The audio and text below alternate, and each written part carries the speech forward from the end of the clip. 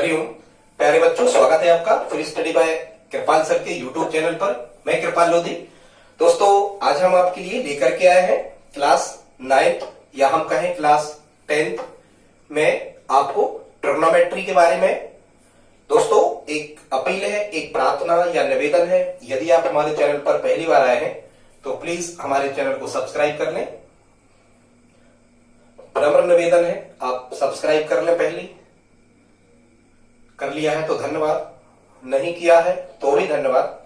तो प्यारे बच्चों, आज हम आपको त्रिकोणमिति सारणी के बारे में बता रहे हैं कि त्रिकोणमिति सारणी को बड़ी आसान ट्रिक से, बहुत ही सरल तरीके से कैसे बना देते हैं पूरी। दोस्तों, आप इस वीडियो में हमारे साथ अंत तक जरूर बने रहें। हम बड़ी स्मार्ट ट्रिक से आपको त्रिकोणमिति सारणी बनाना सिखा रहे हैं। इसके पहले दोस्तों, हमें कुछ त्रिकोणमितीय अनुपातों के बारे में समझना होता है। पहले हम उनको जान लेते हैं। यदि आप उनको समझ जाओगे तो हमें लगता है पूरी ही त्रिकोणमिति आपको आसान हो जाने वाली है, क्योंकि आपको 9th और 10th में जो त्रिकोणमितीय अनुपात के जो मान है वो हमें केवल 0 से और 90 अंश तक के ही निकालना है। ठीक है। सबसे पहले दोस्तों, हम ये जानते हैं कि त्रिकोणमितीय अनुपात क्या कहलाते हैं, ये कितने होते हैं, या उसके पहले हम आपको त्रिकोणमिति से थोड़ा सा परिचय करवाते हैं। दोस्तों, त्रिकोणमिति को इंग्लिश में ट्रिग्नोमेट्री कहते हैं, और ट्रिग्नोमेट्री मतलब गणित की वह शाखा जिसके अंतर्गत समकोण त्रिभुज के तीनों कोणों और उसकी भुजाओं के संबंधों के बारे में अध्ययन किया जाता है, त्रिकोणमिति कहलाती है। दोस्तों, त्रिकोणमिति के जो जनक हैं वो हिप्पैरकस, फिर से सुन लें, हिप्पैरकस नामक जो गणितज्ञ हैं, इनको त्रिकोणमिति का जनक, फादर ऑफ ट्रिग्नोमेट्री, हिप्पैरकस को कहा जाता है। इसमें दोस्तों हमें पढ़ना होता है जो 6 त्रिकोणमितीय अनुपात होते हैं, इनके बारे में हमें पढ़ना होता है। उनको हम देखते हैं वो क्या क्या होते हैं। दोस्तों, वहां एक तो होता है साइन, फिर दूसरी जो त्रिकोणमितीय अनुपात होता है वो होता है कॉस, और जो तीसरा त्रिकोणमितीय अनुपात होता है ये टेन। अब इनके लिए हम, चूंकि यहाँ हमें एक चीज और नहीं पढ़ना होगी, यहाँ हम थीटा का उपयोग करेंगे। और दोस्तों, ये जो थीटा है ये दर्शाता है किसके लिए? कोण के लिए। थीटा काय के लिए दर्शाता है? कोण के लिए दर्शाता है। ठीक है। तो हमें कहना है साइन कोस टेन, और जब भी आप इसको पढ़ें तो हमेशा ऐसा ही कहें साइन कोस टेन, इसी क्रम में, इसी सीक्वेंस में आप कहें साइन कोस टेन। और इसके बाद में दोस्तों जो अगला होता है वो होता है साइन कोस टेन, आप ऐसा कहें। और यहां आप कहें कोसेक, सेक और कॉट। ठीक है। अब ये जो त्रिकोणमितीय अनुपात, इनको हम त्रिकोणमितीय अनुपात कहते हैं। क्यों कहते हैं आप जानते होगे या नहीं जानते? क्योंकि ये जो साइन कोस या टेन, कोसेक, सेक या कॉट, ये जो निष्पत्तियां होती हैं, ये दो भुजाओं का अनुपात होता है। समकोण त्रिभुज की दो भुजाओं का अनुपात होता है, इसलिए इनको त्रिकोणमितीय अनुपात कहा जाता है। ठीक है। अब आप एक क्रम याद कर लें, साइन कोस टेन, और फिर आप कहें कोसेक, सेक, कॉट। और एक फार्मूला आप याद कर लें, वो फार्मूला है दोस्तों लाल बटे काका। ऐसा आप लिख लें। क्या लिख लें? लाल बटे काका। और दोस्तों एक चीज और समझना, ये जो त्रिकोणमिति होती है ये केवल समकोण त्रिभुज में ही लगती है, समकोण त्रिभुज में ही ये लागू होती है। मतलब ऐसे ही त्रिभुज में ये त्रिकोणमितीय सूत्र वगैरह लगेंगे या त्रिकोणमिति का अध्ययन हम करेंगे जिसमें क्या बन रहा हो? समकोण त्रिभुज। जैसा कि आप जानते हो ये समकोण त्रिभुज कहलाता है। ऐसा त्रिभुज जिसका कोई एक कोण 90 अंश का होता है, ये समकोण त्रिभुज कहलाता है। जैसे हम एक त्रिभुज बना दें ABC, यहां हमने समकोण बना दिया, मतलब ये 90 अंश के कोण को समकोण कहते हैं। ये 90 अंश का कोण है, और यहां हमने बना दिया क्या? थीटा। दोस्तों, यहां एक चीज ध्यान से सुनना, ये एग्जाम में प्रश्न पूछा जाता है। क्या पूछा जाता है कि समकोण त्रिभुज में सबसे बड़ा कोण क्या होता है? तो दोस्तों ध्यान से सुने, समकोण त्रिभुज में सबसे बड़ा कोण होता है समकोण। ठीक है। फिर एक प्रश्न बनता है यहां से कि एक समकोण त्रिभुज में अधिकतम कितने समकोण हो सकते हैं? तो एक ही समकोण हो सकता है एक समकोण त्रिभुज में। फिर तीसरा प्रश्न यहां से बनता है कि समकोण त्रिभुज में सबसे बड़ी भुजा क्या होती है? तो दोस्तों, समकोण त्रिभुज में सबसे बड़ी भुजा कर्ण होती है और सबसे छोटी भुजा लंब होती है। ठीक। तो ये एक चीज और ध्यान रखना, समकोण के सामने की भुजा को हमेशा क्या कहा जाता है? कर्ण कहा जाता है। और ये न्यूनकोण होता है, न्यूनकोण की सामने की भुजा को दोस्तों क्या कहा जाता है? लंब कहा जाता है। और जो बची हुई भुजा है ये क्या कहलाता है? आधार कहलाता है। और ये जो साइन कोस टेन त्रिकोणमितीय अनुपात है 6, ये इन्हीं भुजाओं के अनुपात को दर्शाते हैं। अब हमने यहां सूत्र लिखा है लाल बटे काका। यहां हमने इनिशियल्स या संकेत अक्षर ले लिए दोस्तों। एल को कहेंगे हम लंब, ए को कहेंगे आधार, एल को लंब कहेंगे, के को कर्ण कहेंगे, के को कर्ण कहेंगे और ए को क्या कहेंगे आधार। ठीक है, ए माने आधार, के माने कर्ण, एल माने लंब, ऐसा हम इसको कहेंगे। फिर हमें सीक्वेंस याद करना है क्या, साइन कॉस टेन और कोसेक सेक कॉट। दोस्तों ये हमने इसलिए यहां पर लिखा है क्योंकि अब हमें ये पता होना चाहिए कि साइन का मान, कॉस का मान और टेन का मान क्या होता है। तो दोस्तों या दोस्तों नहीं, ये छोटी क्लास है मेरे प्यारे बच्चों, ये जो शुरू का लिखा है एल बटे के, ये साइन का मान है, मतलब साइन थीटा बराबर होता है प्यारे बच्चों लंब बटे कर्ण। क्या होता है, लंब बटे कर्ण। यदि इस फॉर्मेट में हम लिखते तो लंब क्या है, ए बी बटे ए सी हो जाता साइन थीटा का मान। ठीक है, फिर सेकंड में हम कॉस को लिखते हैं तो ये लंब बटे कर्ण साइन का है, ये ए से बनेगा आधार बटे कर्ण, ये कॉस का मान होता है दोस्तों। क्या होता है, कॉस का मान क्या होता है, आधार बटे कर्ण।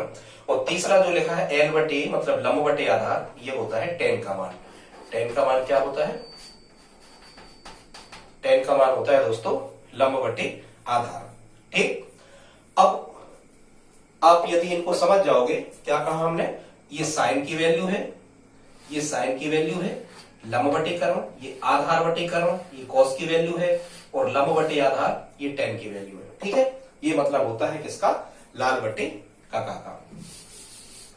ठीक है, फिर से हम यहां लिखे देते हैं लाल बटे काका का। अब प्यारे छात्रों यदि हमने हाँ इसी क्रम में कहना साइन कोस टेन, हम कहें साइन कोस टेन, आप कहना कोसेक सेक कॉट, ये नारे टाइप के हमें लगा लेना है, साइन कोस टेन।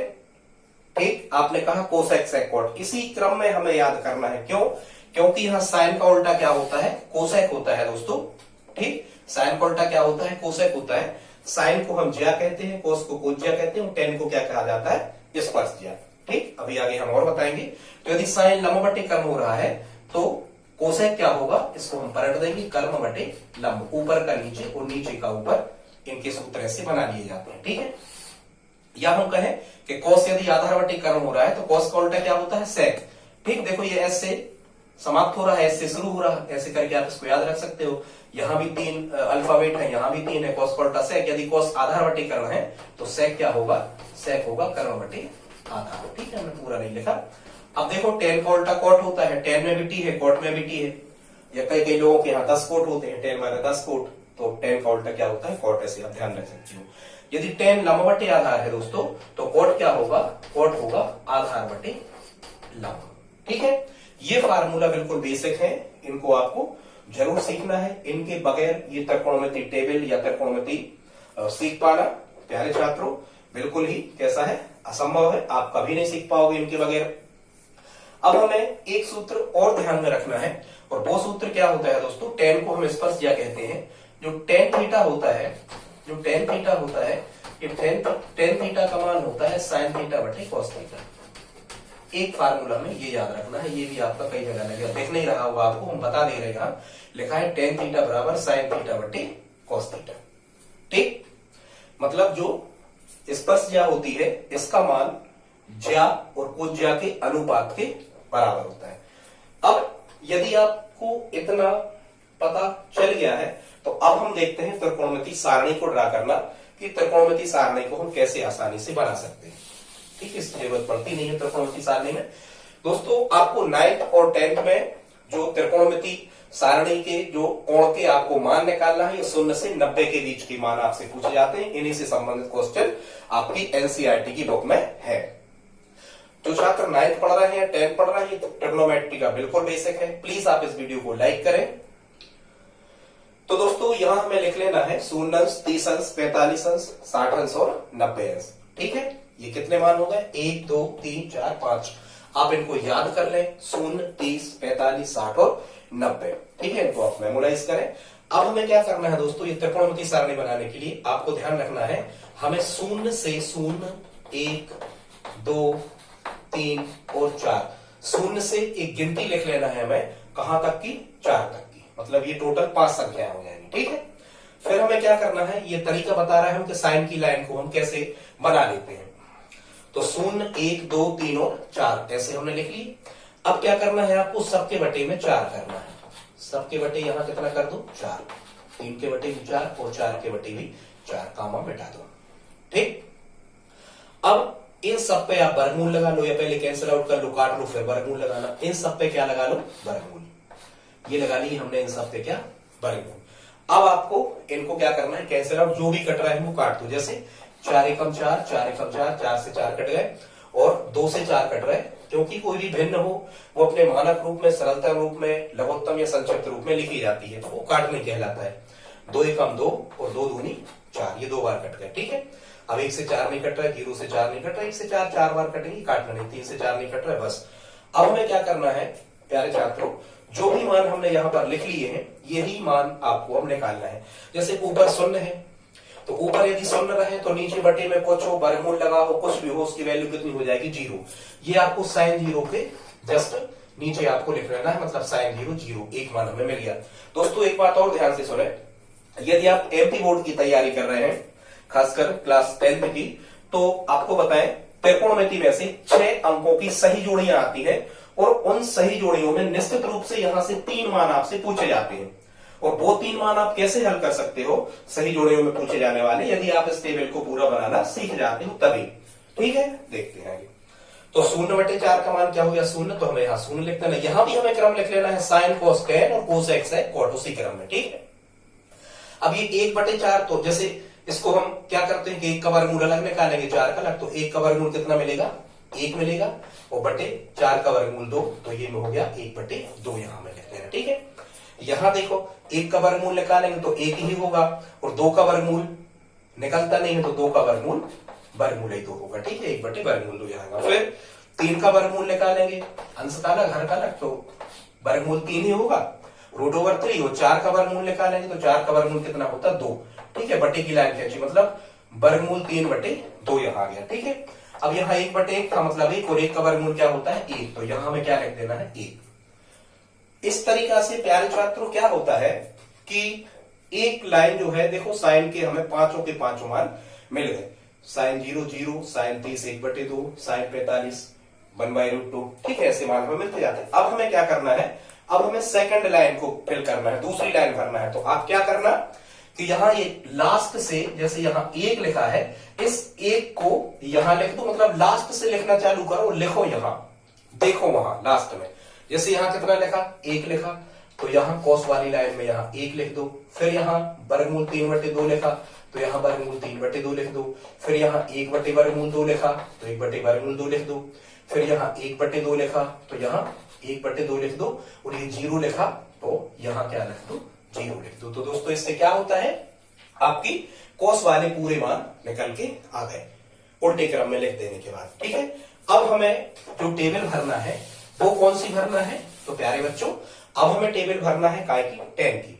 और जैसा कि हमने आपको अभी बताया था कि tan थीटा बराबर क्या होता है, sin थीटा बटे cos थीटा। वहां नहीं दिख रहा हो तो यहां हम लिख देते हैं, tan थीटा का मान होता है sin theta upon cos theta. ठीक, अब हमें मान निकालना है tan का, और हमारे पास sin का मान है और cos का मान है, तो बटे करते जाएंगे, इसी फार्मूला मान रखते जाएंगे, sin बटे cos। तो tan का मान बराबर sin का मान बटे cos का मान, ऐसे हम भरते जाएंगे। तो सबसे पहले आप कितना करोगे, 0/1। तो जब आप यहाँ 0/1 करोगे, ऊपर 0 है हमने आपको बताया, तो टोटल वैल्यू क्या हो जाएगी, 0 हो जाएगी। ठीक है, फिर सेकंड पे आओ, सेकंड tan का मान आप निकालोगे, तो यहां लिखा है sin का मान 1/2, cos का वर्गमूल 3/2, तो हम करेंगे 1/2 और उसके भी बटे वर्गमूल 3/2। ठीक है, 1/2 बटे वर्गमूल 3/2। दोस्तों ये भाग है, जब हम इसको हल करते हैं तो ये 1/2 पहली संख्या पहली भिन्न ज्यों की त्यों लिखी जाती है, और जो दूसरी भिन्न होती है ये पलट जाती है, इस भाग का चिन्ह बन जाता है गुणा, और वर्गमूल 3/2 के हो जाएंगे 2/3। ये बाद वाली संख्या क्या होती है, पलट जाती है, जब इस भाग का क्या करते हैं हम गुणा। अब यदि गुणा लगा है तो ऊपर नीचे की यदि कट रहा है क्लास में ऊपर नीचे, तो काट दो, तो 2 से 2 कैंसिल आउट हो गए, कितना बचा 1/3। तो यहाँ 30 के नीचे हम लिख देंगे 1/3। ठीक है, ये मान हमें मिल गया। अगला हम देखते हैं, आगे आप करोगे 1/2 और उसके बटे 1/2। आप ऐसा लिखोगे 1 बटे वर्गमूल 2, उसके भी बटे 1 बटे वर्गमूल 2। समान संख्या भाग दिया जाता है, एक आता है, नहीं तो आप हल कर लो, ये हो जाएगा 1 बटे वर्गमूल 2, इस भाग का हुआ गुणा, तो 1 बटे वर्गमूल 2 के हो जाएंगे वर्गमूल 2 बटे 1। वर्गमूल 2 से वर्गमूल 2 कट गए, एक बार, एक कम 1 बटे 1 मतलब 1, तो यहाँ कितना आ जाएगा, 1 आ जाएगा। आओ बात समझ रहे होंगे। अब क्या लिखा है यहाँ 60 के नीचे देखते हैं, तो साइन का मान है वर्गमूल 3 बटे 2, यहाँ हमने लिखा वर्गमूल 3 बटे 2, उसके भी बटे 1 बटे 2, उसके भी बटे 1 बटे 2। इसको जब हम सिंप्लीफाई करेंगे तो यह जाएगा वर्गमूल 3 बटे 2, भाग का गुणा हुआ 1 बटे 2 के हो जाएंगे 2 बटे 1, 2 से 2 कट गए, केवल करनी 3 या वर्गमूल 3 बटे 1 यहाँ पर मिला, तो बटे 1 तो हर संख्या का रहता, तो केवल हम यहाँ क्या लिखेंगे वर्गमूल 3। ठीक है, इसके बाद आगे देखते हैं छात्रों, जब हम 1 बटे 0 करेंगे, 1 बटे 0 करेंगे, श्रीनिवास रामानुजन ने अपने शिक्षक से यही प्रश्न किया था कि किसी संख्या को 0 से भाग दिया जाए तो क्या प्राप्त होता है। ठीक है, श्रीनिवास रामानुजन 1729 उनकी ये संख्या है, संख्या सिद्धांत के जनक है, और गणित की सबसे पुरानी जो शाखा है अंकगणित का जनक इन्हीं को कहा जाता है, श्रीनिवास रामानुजन को, और अंकगणित की सबसे प्राचीन शाखा, इन्हीं के जन्म दिवस पर राष्ट्रीय गणित दिवस मनाया जाता है। 1 बटे 0 जब हम यहाँ रखेंगे, तो 0 से यदि किसी संख्या में दोस्तों हम भाग करें तो ये इन्फिनिटी प्राप्त होता है। इन्फिनिटी मतलब होता है अनंत, क्या होता है, अनंत। लेकिन इस अनंत को अपरिभाषित, क्योंकि इसकी कोई परिभाषा नहीं है, तो इस अनंत को अपरिभाषित मान लिया जाता है। तो या तो आप यहाँ पर अपरिभाषित शब्द ऐसा लिखते हैं अपरिभाषित, या फिर आप यहाँ एनडी भी लिख सकते हैं, मतलब नॉट डेफिनेशन, परिभाषित नहीं, तो एनडी भी लिख सकते हो। समझ गए, 0 से किसी संख्या को भाग दें तो आप अपरिभाषित लिखा करें। अब दोस्तों यहां से आपकी जो त्रिकोणमिति सारणी है ये लगभग तैयार हो गई, लगभग क्या पूरी ही तैयार हो गई। अब हमें कुछ नहीं करना है। अब इसको देखो पढ़ते कैसे है, मान के चलो आपसे कहा गया साइन 45 का मान क्या होगा, आपको मान साइन 45 का देखना है, तो यहाँ साइन की सीध मिलाओ और यहाँ 45 के नीचे देखो, तो 1/√2 लिखा है, मतलब साइन 45 का मान कितना होगा 1/√2। ऐसे आप लगा सकते हैं, कोई भी मान पूछ ले। यदि उन्होंने कह दिया कि cos 60 का मान क्या होगा, आपको देखना है cos 60 डिग्री, cos 60 का मान क्या होगा, तो यहाँ cos की लाइन देखो, यहाँ बिल्कुल जस्ट 60 के नीचे देखो, तो कितने लिखे हैं 1/2, 1/2, तो cos 60 कितना हो जाएगा 1/2। ऐसे आप सबके मान दे सकते हो। ठीक है, किसी के भी मान, जैसे मान के चलो उनने कह दिया tan 30 का मान क्या होगा, ठीक है, या tan 0 अंश का मान क्या होगा, तो 10 में आप देखो 0 के नीचे 0 लिखा, तो tan 0 कितना होगा 0, या कहते कि tan 45 कितना होगा तो 1, tan 60 कितना होगा तो करनी 3, वर्गमूल 3, ऐसे करके आप सभी मान निकाल सकते हो। ठीक है, अब क्या करना है, हाँ एक चीज और समझ लो, यहां से एक प्रश्न और बनता है, उसको आप समझो। एक प्रश्न यहां से ये बनता है कि थीटा के किस मान के लिए, यहां प्रश्न आपको बनता है कि थीटा के किस मान के लिए, मतलब थीटा की वैल्यू आपको फाइंड करना है कि थीटा के किस मान के लिए साइन थीटा और कोस थीटा के मान कैसे होंगे, बराबर होंगे। तो आप ये देखो कि साइन में 45 अंश का मान भी 1/√2 है और कोस 45 अंश का मान भी 1/√2 है, मतलब यहाँ साइन और कोस कैसे हैं, आपस में बराबर है। तो थीटा में कहा ये बराबर मिल रहा है 45 के नीचे, मतलब थीटा बराबर कितना आ जाएगा 45 अंश। ठीक है, 45 अंश के कोण के लिए साइन थीटा और कोस थीटा के मान कैसे होते हैं दोस्तों, बराबर होते हैं। ठीक, और यहां से पूछा जाता है आपको साइन 0 की वैल्यू, कोस 0 की वैल्यू, तो साइन 0 0 और कोस 0 1। साइन को हम sin भी कहते हैं, sin माने पाप होता है दोस्तों, और वैसे ही कोई हर व्यक्ति सोचता है कि उसके जीवन में जो sin पाप रहे वो शून्य रहे, उनकी संख्या पे कोई भी पाप ना हो, तो साइन 0 0 और कोस 0 कितना होता है 1। हर एक की लाइफ में एक व्यक्ति ऐसा होता है जो उसे कोसता है कि इसका सारा धन 0 हो जाए, ऐसे करके आप इसको याद रख सकते हो। यहाँ tan 45 का मान पूछा जाता है 1, tan 30 पूछा जाता है 1/√3 लिखे, tan 60 पूछा जाए तो √3 लिखे। ये सबसे ज्यादा आने वाले प्रश्न है। बस आप हमारे साथ 5 मिनट और रहे, होने वाला है ये टॉपिक। अब जैसा कि हमने आपको प्यारे बच्चों शुरू में कहा था कि tan का मान जो है वो साइन बटे कोस होता है। ठीक है, हमने ये कहा था कि साइन का उल्टा कोसेक होता है, कोस का उल्टा सेक होता है और tan का उल्टा कॉट होता है। ठीक है, उल्टा मतलब व्युत्क्रम। ठीक, इसका मतलब क्या है कि जैसे हम यहाँ आपको लिख के बताए, हमें आगे भी जरूरत पड़ेगी, यदि कहीं हमें साइन थीटा को लिखना है तो हम 1/कोसेक थीटा लिख सकते हैं। ठीक है, क्योंकि साइन का उल्टा ही होता है, उल्टा माने 1 के बटे व्युत्क्रम। इसी प्रकार से यदि हमें कोसेक थीटा लिखना है तो 1 बटे साइन थीटा लिख सकते हैं। ठीक, ऐसे उल्टे चलते हैं ये पूरे। तो अब आपको क्या करना है, ये भी फार्मूला आते हैं। जैसे कॉस को क्या लिख सकते हैं हम, 1 बटे सेक थीटा, और सेक थीटा को क्या लिख सकते हैं, 1 बटे कॉस थीटा। टेन थीटा को लिख सकते हैं हम 1 बटे कॉट थीटा, और कॉट थीटा को लिख सकते हैं 1 बटे टेन थीटा। ऐसे ये चलते हैं। अब जैसे हमें कोसेक के मान निकालना है तो आप साइन के देखते जाओ। साइन कितना लिखा, ये यहां देखो, जब भी आपको कोसेक निकालना हो तो कोसेक का उल्टा होता है, कोसेक होता है साइन का उल्टा। आप साइन के देख के पलट दो, ऊपर का नीचे, नीचे का। जैसे ये लिखा था कितना, 0 बटे 1, तो कोसेक कितना लिखोगे आप, 1 बटे 0। और 0 यहां भाग में आ गया, मतलब वही अपरिभाषित। क्या मिल जाएगा यहाँ, अपरिभाषित। ठीक, यहां आओ कोसेक में, इस लाइन में आओ तो 1 बटे 2, तो 1 बटे 2 को पलटोगे तो 2 बटे 1, मतलब 2 हो जाएगा। यहाँ 1 बटे वर्गमूल 2 को पलटोगे तो वर्गमूल 2 बटे 1, मतलब वर्गमूल 2 हो जाएगा। यहाँ वर्गमूल 3 बटे 2 को पलटोगे तो 2 बटे वर्गमूल 3, ऊपर का नीचे, नीचे के ऊपर लिखो। 1 को पलटोगे मतलब ये 1 बटे कुछ नहीं तो 1 है, तो 1 बटे 1 मतलब 1 ही हो जाएगा। ठीक, यदि हमें सेक निकालना है तो कॉस के पलट के लिख दो, ठीक होगा। तो कोसेक 30 निकालना तो साइन 30, देखो साइन 30 कितना लिखा, 1 बटे 2, तो कोसेक 30 होगा 2 बटे 1 होता नहीं, इसका मतलब क्या हो जाएगा, केवल 2। ठीक है, जैसा हमने यहाँ कहा था sine constant, cosec sec cot, मतलब आपको साइन का देखना है, कोसेक का देखना है तो साइन के देख के पलट के लिख दो, ऊपर का नीचे, नीचे का ऊपर। आई होप आप समझ रहे होंगे। यदि हमें सेक का देखना है तो कॉस के पलट के लिख दो, जैसे मान के चलो। इसी प्रकार से यदि हमें कॉट देखना है तो हम टेन के देख के क्या करेंगे, उल्टे। एक एग्जांपल हम देख लेते हैं। जैसे मान के चलो हमसे कहा गया कि कॉट 60 देखो, कितना देखो, कॉट 60, तो हम काय का देखेंगे, कॉट का देखना है तो टेन का। टेन 60 कितना है, तो यहाँ टेन की सीध मिला, यहाँ 60 की, टेन 60 है, वर्गमूल 3 बटे कुछ नहीं है तो 1, तो कॉट 60 होगा 1 बटे वर्गमूल 3। अंश का हर का अंश, या ऊपर का नीचे, नीचे का ऊपर लिख दिया जाता है। ठीक है दोस्तों, तो आज हमने आपको त्रिकोणमिति सारणी समझाई। प्लीज आप इस वीडियो को लाइक करें। आज का वीडियो कैसा लगा प्लीज आप हमें कमेंट बॉक्स में लिख करके जरूर बताएं, हमारा उत्साहवर्धन होता है। हम आपके लिए दिन रात कार्य करते हो, प्लीज हमारी हेल्प करें। इस वीडियो को अपने दोस्तों के साथ स्टडी ग्रुप में शेयर जरूर करें। मिलते हैं अगले वीडियो में, तब तक के लिए जय हिंद, जय भारत।